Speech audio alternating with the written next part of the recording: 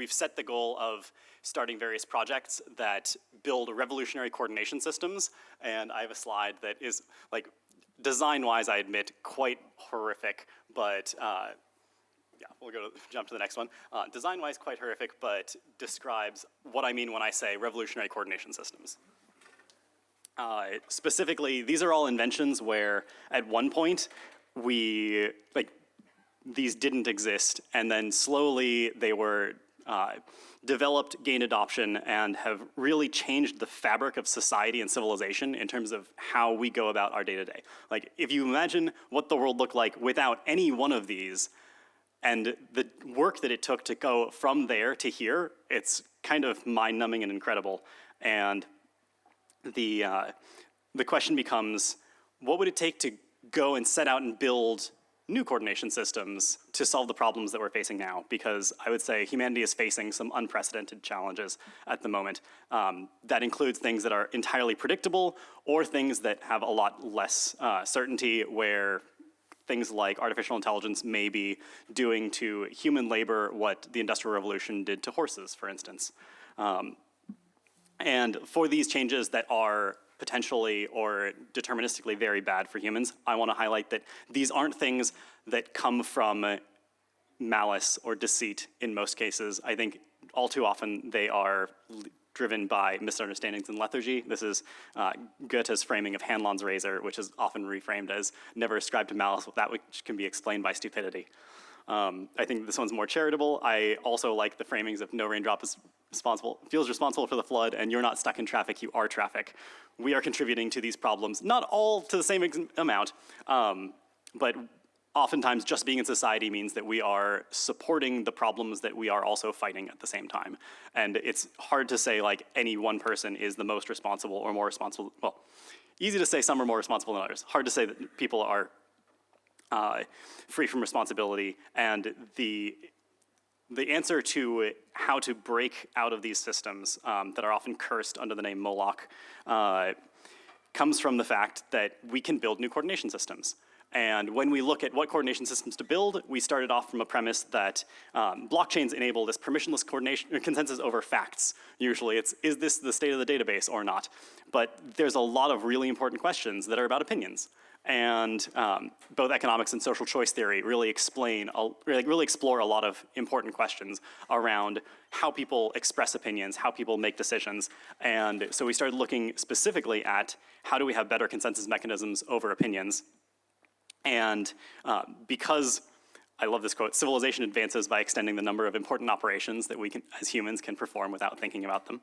It seemed very important to start structuring better mechanisms, better consensus mechanisms over opinions in ways that are very easily usable, well-adopted tools. And I will turn it over to Matt to talk through how we took that giant overall question and broke it down into specific problems and pain points that we could address by building and deploying tools. Thank you, Evan. So the context here is that Protocol Labs, back in the end of 2021, made a concerted effort to kind of solve this problem that we defined as, public goods, not just like solving public goods or network goods within our own ecosystem, because we generate a lot of like open source protocols, projects that don't necessarily have a value capture mechanism in the traditional sense of like capitalism, but we think are incredibly valuable. Examples are things like libp2p, IPFS, DRAND, some great projects that come out of that. And when we really defined what we saw as the problem, it's that there were kind of three main issues that we wanted to solve within Protocol Labs. It was like we needed to massively increase the scale at which we distributed resources. There were a lot of grants programs, things like that, that could support a team that was looking for 50K here or there, maybe 100K, but the system to get that distributed and identify it was not such that it could, for example, fund the next nuclear fusion startup or be able to solve like massive societal scale problems. Those need better systems at scale in order to kind of like massively scale a distribution. So one, how can we figure that out? Two is, without this concept of like ROI that you see in traditional investments, it can be difficult to figure out how efficiently we're allocating resources. So there's a lot of money that goes into things like public goods, but a lot of the time it's hard to tell how well that's directed or see, is that having the impact that we want for the purpose of being able to reinvest in areas that we think have high potential, or just assess whether or not like we're doing a good job and like the methods that we have need to change. And then third, it's how do we create systems that reintroduce the value that's created to be able to build more of these goods? And that's kind of, if we had a silver bullet for how do we kind of value and capture positive externalities, I don't know if we'd all be here as much, but it's worth calling that out. And I think what that led us to is kind of like mapping it onto how do we resource a network. We use this as like an example just because we have a network and ecosystem at Protocol Labs. And we can kind of break that into, you have capital sources, resources that are allocating through various mechanisms into various projects.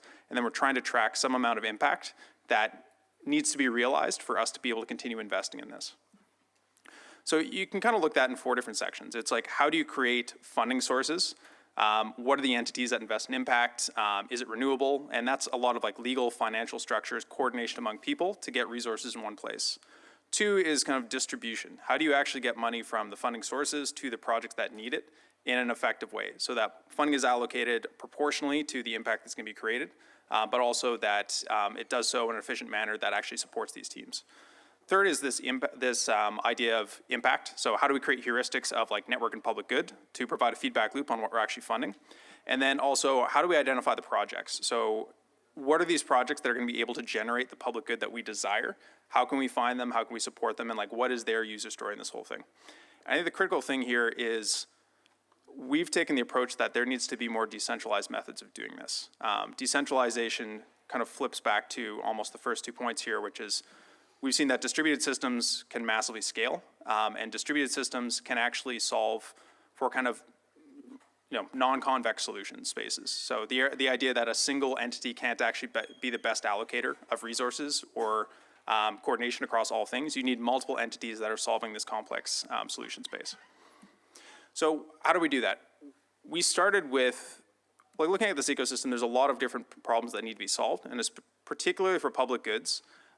There was no one-size-fits-all solution that could encompass all of this. So we broke it down into various different projects that have built out over time in a working group, both internal and external to Protocol Labs. So we have, for funding sources, we have a project called Archaeological. You'll hear from Addie soon.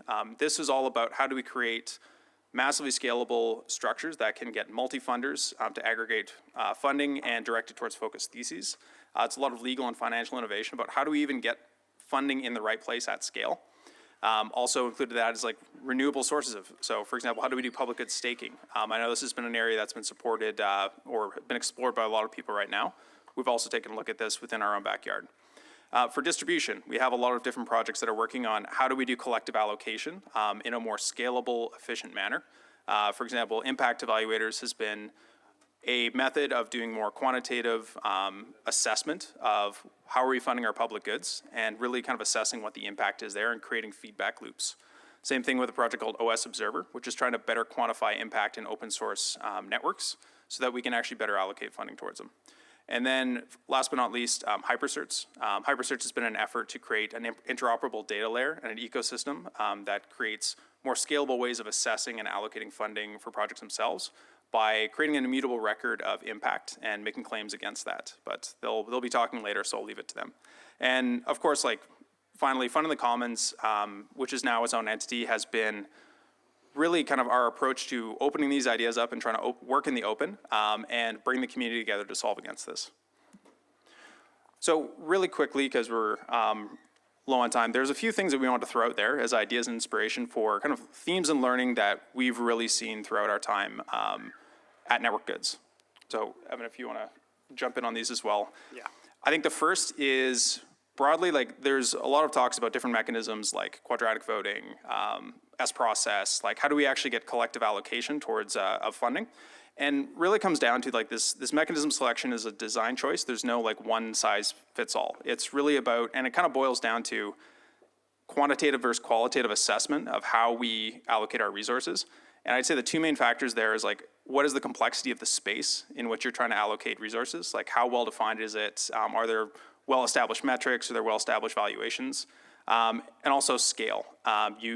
It's much harder to scale collective, like subjective allocation using like expert input than it is to scale quantitative systems that may be able to operate under like very kind of simple and constrained use cases at a very high scale, but cannot be as tractable in more complex spaces, like for example, AI safety.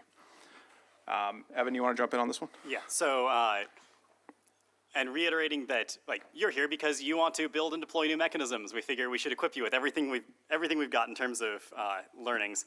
I love highlighting that if you want to say a group wants a thing, which is very important when you're building public goods and commons, you have to say that a group has these preferences over all these possible outcomes, which is the exact same amount of information that you would have from any given individual. And so if you have n people in that group, you are losing all but 1/n of that information when you say the group wants this thing. And so you need to make some subjective choices about how you throw away information about what the group actually wants in order to make any coherent statements about what any individual wants. And that's what the second one is intending to say. So the third point is, from a user perspective, if you're building funding mechanisms, you want to be talking to the funder, not the recipient. I think sometimes there can be confusion about who exactly is the person that you're solving for. So very important to keep that in mind. Lot to discuss there. If you pull in more, if your user is the funder and you pull in more users, you're pulling more funding in for the entire ecosystem, in short. Yeah. Also, to the point about scale versus efficiency, like right now in kind of like a colder market, build for efficiency, because everybody's trying to focus their existing funding. In a bull market, the problem of distribution will come back. We saw that in 2021 where it was all about, we care less about efficiency, we just don't have scalable systems to deploy at $50 million levels. Also, the focus should be shifting and has started to shift due to, I think, a lot of good discussion about this, about regenerative sources of public goods funding.